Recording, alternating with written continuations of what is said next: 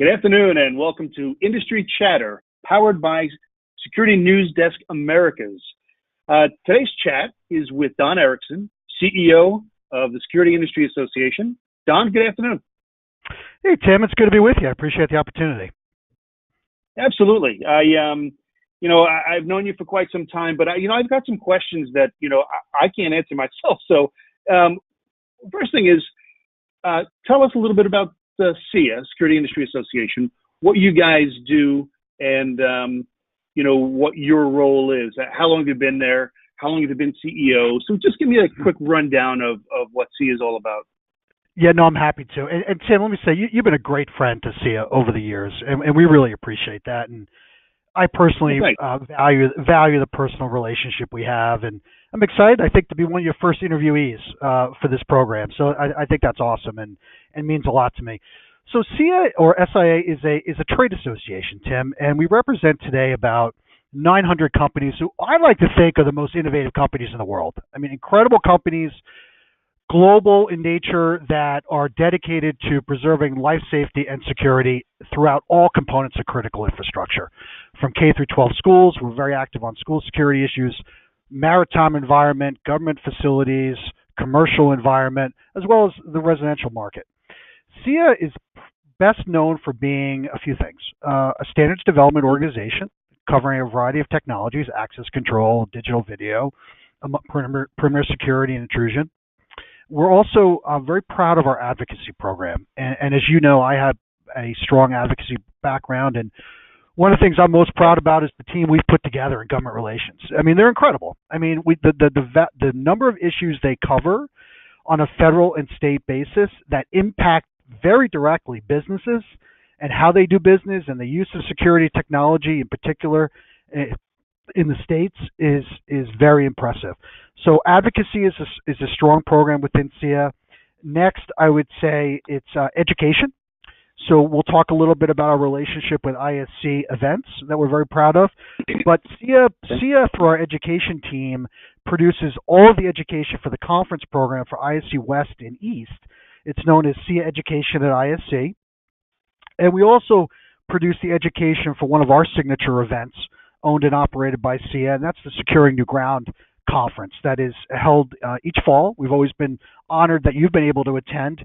And that's for the executives and the real senior decision makers within organizations.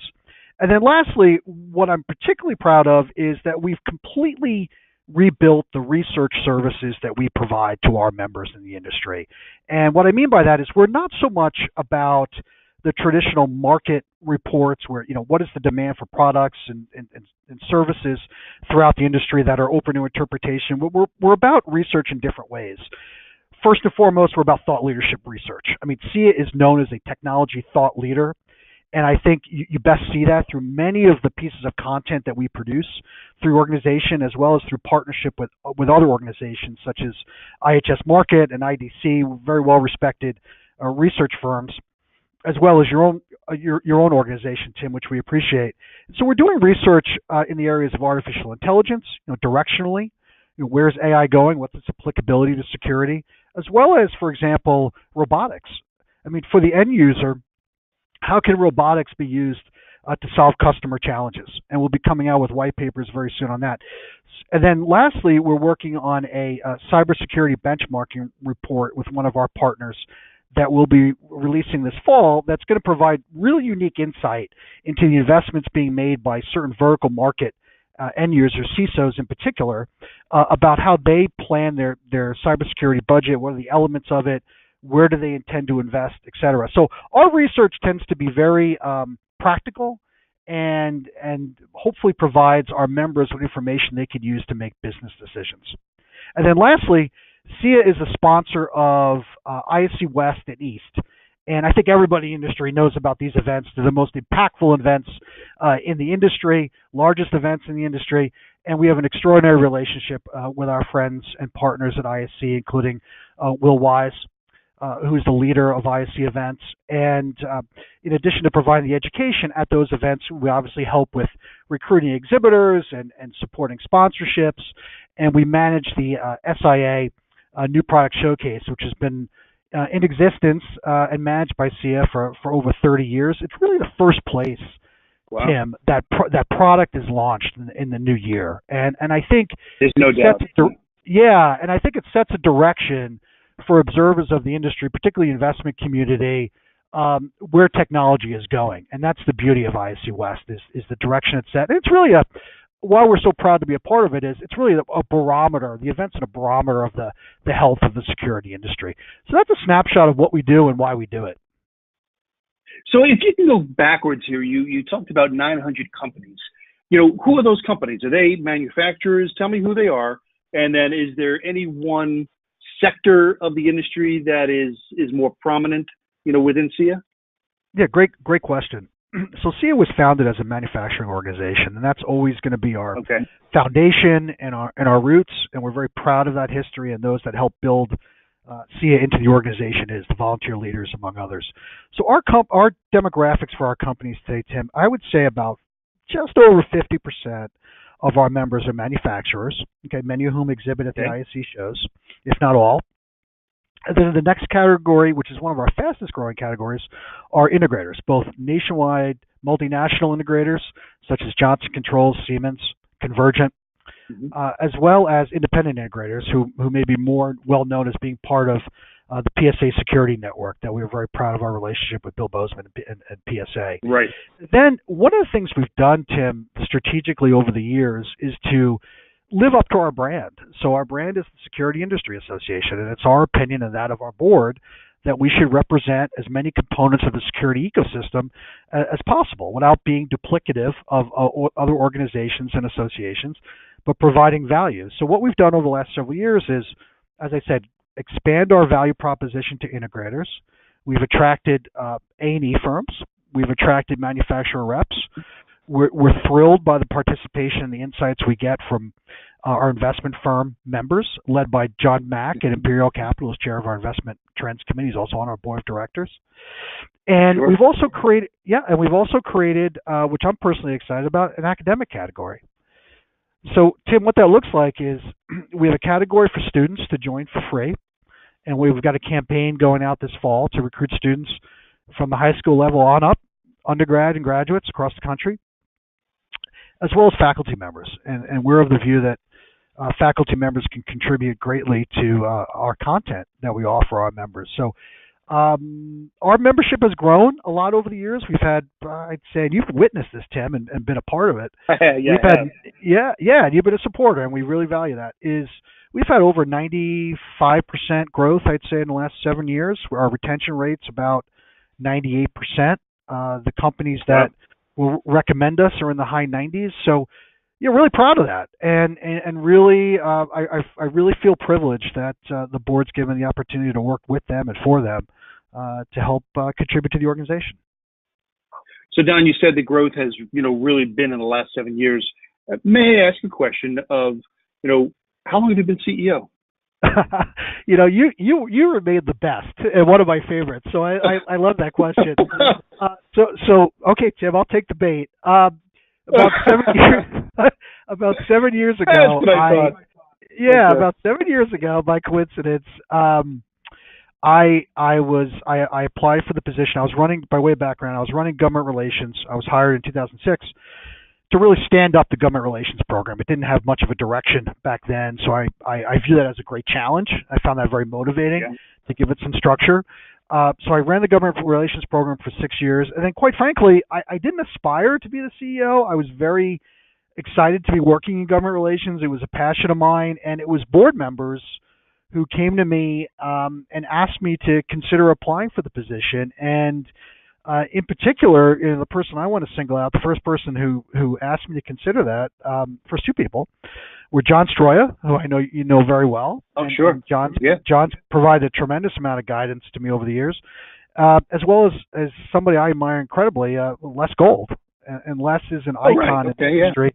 Yeah, so I think having their encouragement, and over the years, I've been fortunate to have the wisdom and insight from great leaders, on our board, Scott Schaefer, Denis Bear, who I have a tremendous amount of respect for, obviously John, Pierre Trapanese, Dan Masseri, a number of members. I don't want to leave anybody out, but there's so many people that have, who are busy running large operations who've helped me, and I think that's helped me grow and helped me grow the organization.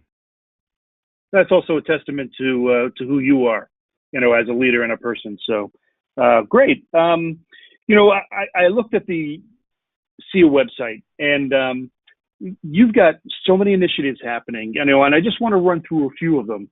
We'll get to the conferences in a minute, but you've got the advancement of women in security. You've got RISE, which I have a keen interest in, and then cyber office hours. Tell me what that is. But talk about the initiatives that you got going on. Yeah. And let me say, I'm happy to dive into that, and always happy to partner with you on any of the initiatives. So we keep that in mind as well. So let me start with an initiative that I believe addresses the number one issue facing any company in the industry. Okay, and that's workforce development, and that is identifying and attracting talent. And in my opinion, Tim, and I'm very passionate about this, there is call it a crisis. Some people call it a crisis. Some people call it an epidemic. I'll actually come out and say it's a war for talent across all industries. And you read about it, in the media, in your publication, you cover it very well. Anecdotally, we hear about it from members all the time. This is a very serious issue. And if there was ever a time for an association or a reason for an association to exist, this is it. To identify a business problem like this and help solve it. So workforce development is something that we're trying to really tackle, and we're doing it in a number of different ways. Couple of quick examples. We developed a 2-year degree program in physical IT security that we're licensing out to community colleges around the country. That's one way to create some talent. We're doing a wage and compensation survey, principally manufacturers, to gauge comp in the industry and allow companies to benchmark against it. As you've alluded to, we've created the RISE community, which basically is for millennials to get the professional development and networking they need to be successful in the workplace. And then we're also partnering with and have partnered with ASIS International. I want to give credit to Peter O'Neill, who's my counterpart at ASIS. We're developing in the final stages, a career pathways document. And what that means is it's going to describe the competencies and the level of education that individuals need and level of experience to succeed and define paths, directions for them in the industry, both on the security supplier side, that's why ASIS is involved, and on the supplier side. And in developing that document, that's also going to be something we can market to colleges and universities as high schools to promote the industry. And sure, the PR campaign is really important. So I care a lot about, and our members do, and we want to be attentive to the Workforce Development Challenge. That's a huge issue for us. In terms of other initiatives, women in security. And I know you and I have had many conversations about this over the years, and you share the same passion for this as a father and as a husband and as I do. So we have that in common. Women in security. This year we launched a Women in Security Forum that includes, in my opinion, the most incredible executive women on our steering committee that you could find in the industry, ranging from Convergent to Axis to several of our board members, including Linda Save and Janet Fenner. Very passionate people, incredible vision for this community that's meant to help and empower women to rise up the management ladder within their companies and within the industry. It's not, as you and I both know, and I've been in the industry only about 13 years, it's not a new problem, right? But it's one that we can't give up on, and we got to keep chipping away at. And we established this community, Women in Security Forum. Most recently, we released the first only women authored publication by SEIA, Security Technology Insights. So I encourage your readers and listeners to take a look at that. Very, very proud of that. We've also launched a new award called Progress, which I think is a great name to talk about what we're trying to accomplish in this forum. And that's to help women get ahead. And we're going to be announcing the winner of that Progress Award this fall at SEIA Honors Night in New York City following an ISC event. Okay. So women in security, workforce development, women in security, RISE, really important to us. And obviously top of mind for everybody is cybersecurity. And so you've alluded to some of our initiatives. We partnered with PSA on the Cybersecurity Forum. Stay tuned for some more information. You're hearing about it here first through Tim And this relationship, listeners, we're going to be announcing our new cybersecurity forum coming up very soon. That'll be held next year, as well as Cyber Hours. And we've done a number of things. But Cyber Hours, Rodney Thayer's a friend and a partner to us, and an expert in cybersecurity. And really, it's an opportunity for members to call up Rodney and prescribed hours in a webinar format and ask questions about hardening product or looking for holes in how they've hardened their services as an integrator, and challenge themselves, and have Rodney be a sounding board for that through his expertise. So through all those great. things, So Tim, through all those initiatives, we're trying to add value and just help companies solve problems and just be more successful is what it really means. Right. So you've got SNG, or Securing New Ground. You've got the Government Summit. You've got the Cyber Summit that you just talked about. Very successful events. So talk about SNG briefly, and then I do want to get into the ISC events and your relationship, seemingly a very, very strong relationship with the ISC brand. So talk about yours, and then get into ISC, a few minutes. No, absolutely. Just a quick word about Securing New Ground. So Securing New Ground is an event that has been around for a number of years. We acquired it in 2011 from Sandy Jones, who was the operator at the time, one of our board members. And it is an event, in my opinion, that gives executives who have been in the industry for a long period of time, as well as people who are new to the industry, a real snapshot in terms of what are the trends that are going to disrupt the industry, change the industry, improve the industry.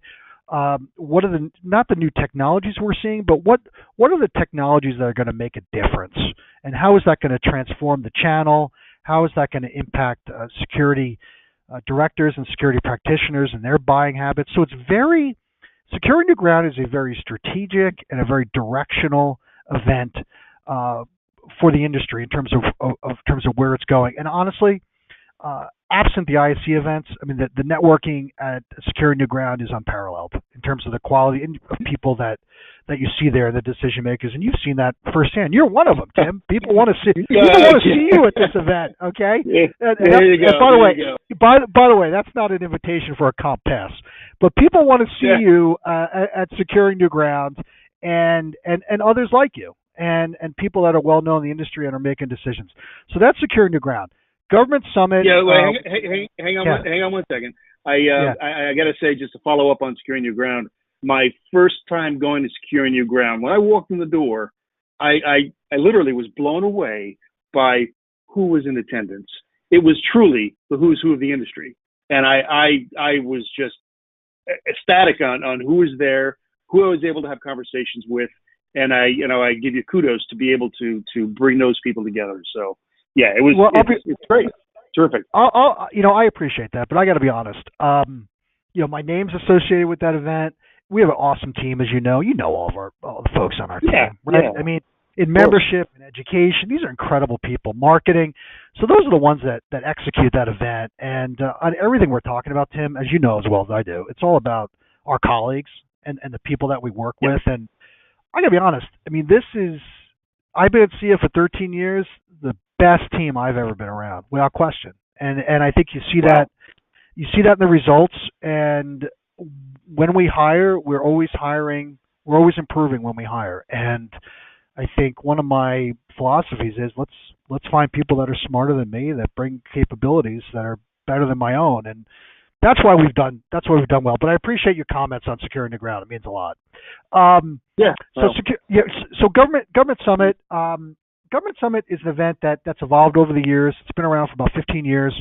What it is today, it's an opportunity for about 300 individuals to get together in the government and the industry to talk about what are the trends impacting the government marketplace, principally. What are the public policy issues that are going to impact sales? So it ranges from GSA schedules to the use of technology by government agencies, to what the security requirements are, where things are going directionally with FedRAMP and cloud services, for example. So if you want a picture into what's impacting the federal market in particular, Government Summit is a good event to be at. And Jake Parker and Joey Holler do an amazing job managing it. Right. Great. And then you did talk about the Cyber Summit where you've partnered with PSA Security and ISC. Talk about the first one you did this year. Yeah, so Tim, what was amazing about it is that the three of us came together, and obviously we work with PSA and have for a number of years since I've been in this role on projects. Obviously, we work Yeah. with ISG on a continuous basis independently. But this is the first time the three of us really came together as partners, and Yeah. we each own, and we're owners and operators together of the event. We put it together in about 14 weeks, to be honest. And as you, It's amazing. yeah, and as you know, because you're great at putting events together in your career. You know how much of a challenge that is. I And do. so we were really proud of that. And I want to give big kudos to Bill Bozeman because we built off a platform. PSA had done their own cyber event a couple of years ago. I think they called it Cyber Congress, and Bill was very gracious to invite us in to be partners and work together. Will Wise, my friend and counterpart at IAC, he jumped on it as well. So it came together at a high level very seamlessly. And again, I'll give kudos to our teams. They worked really, really well together. But the event was intended to educate. It was principally an integrator audience, just to provide to level set, right? So here are some things you should be thinking about around cyber for your own businesses that you may not hear in other places. So it covered the NIST framework. We had a really cool panel on hacking, brought some new perspectives in there. We talked about the UL standards, 2900 series. So I think it was a great first start, and was proud of it, and appreciated the sponsor support.